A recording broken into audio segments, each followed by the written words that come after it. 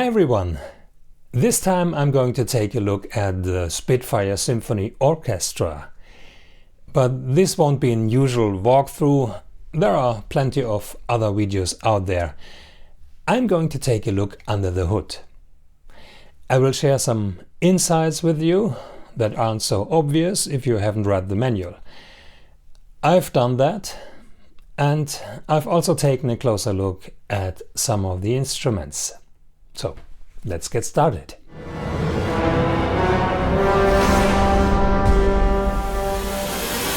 Let's start with a few performance patches. In general, you can control the articulation to be used by playing with different velocities.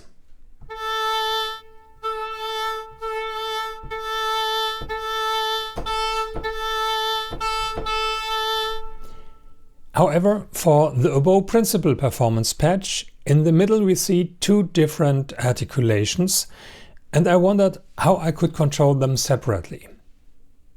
When playing, it wasn't immediately clear to me. It depends on how fast the notes are played, which of the two articulations is triggered. First, at a slow speed.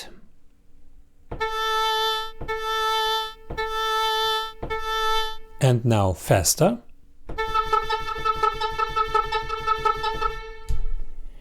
The same applies to the solo trumpet and the tenor trombone.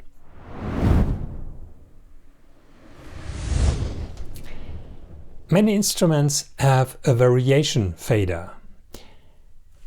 As you can see, the description switch between articulation variations, but no more information, so I wondered what articulation the variation fader affects.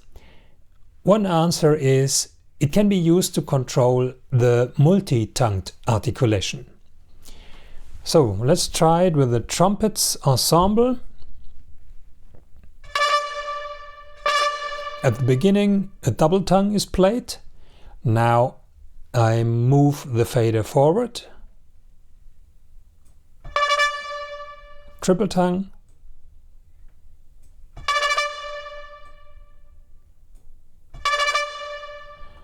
and it can be extended up to a quintuple. For many instruments, the length of the target note can also be controlled by a velocity. So I just play a note with a low velocity, and the last note is short. Now I play with a high velocity.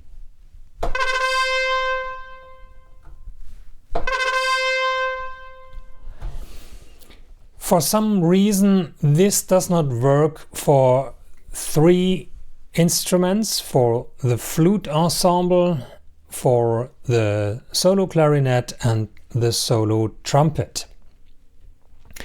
This patch here, the trumpet ensemble,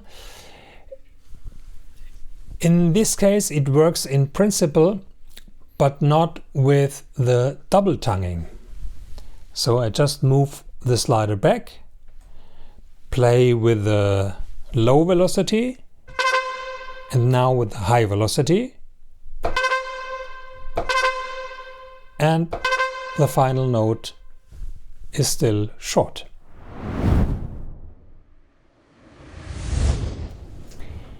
There are special articulations for brass instruments, falls and ribs. These can also be controlled with the variation fader. Let's take a look at the falls first. On the horns A2 patch, the trumpets A2 and the solo trumpet, the fader can be used to determine the speed of the fall. So let's have a listen.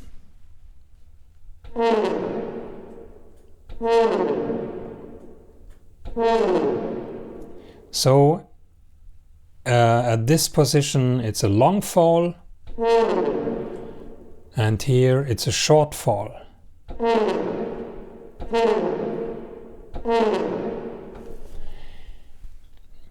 For the bass trombone A2 and the chimbassi A2 patch, the length is controlled by the dynamics fader. Here is a variation fader missing.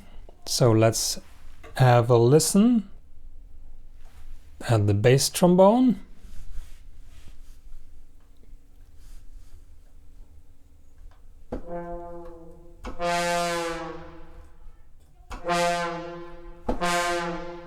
Here it's a short fall and here a long fall.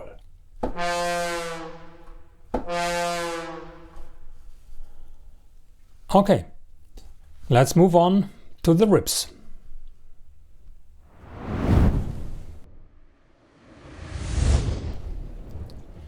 Unfortunately, the variation for rips does not work consistently for all instruments.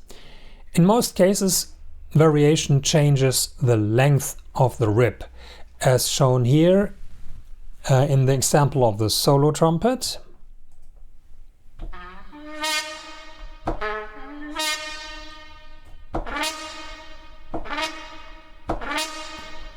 However, this also applies to these instruments I'm showing here.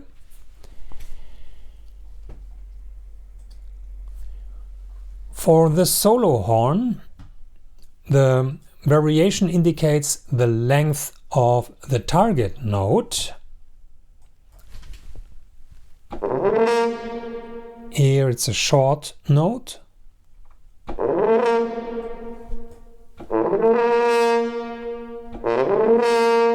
And here it's a long note at the end. This also applies to the horns A6. For this ensemble, the length of the rip also appears to change slightly with the variation fader. Let's have a listen.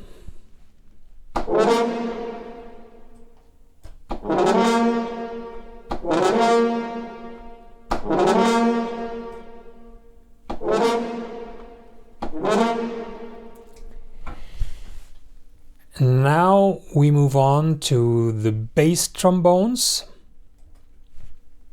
For the bass trombones A6 and the chimbassi A2, they don't have a variation fader. Here the length is controlled by dynamics.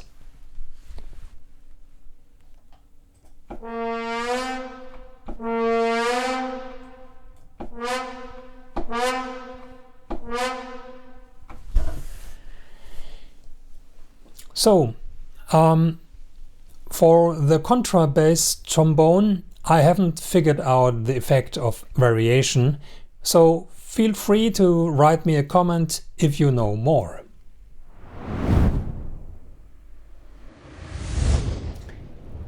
Keyboards have their own characteristics when it comes to the velocity of the notes they produce.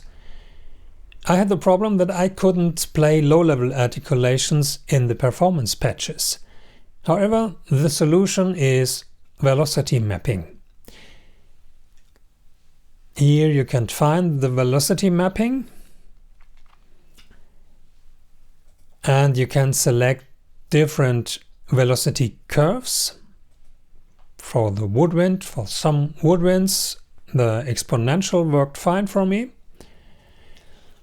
Especially for the strings, I draw my own curve as a custom curve. One small drawback, this setting cannot be copied. You find copy mix setting function here, but this just copies and pastes the mix settings and not the velocity mappings. Depending on the performance patch, I needed to adjust the velocity curve, so not for every instrument the same curve worked for my keyboard. That leaves symphonic percussion. There's also a variation fader here, but I haven't been able to figure out what it does yet. Feel free to write me if you know more. Then I might be able to make a second part to this video. That's all for now. Thanks for watching and bye bye.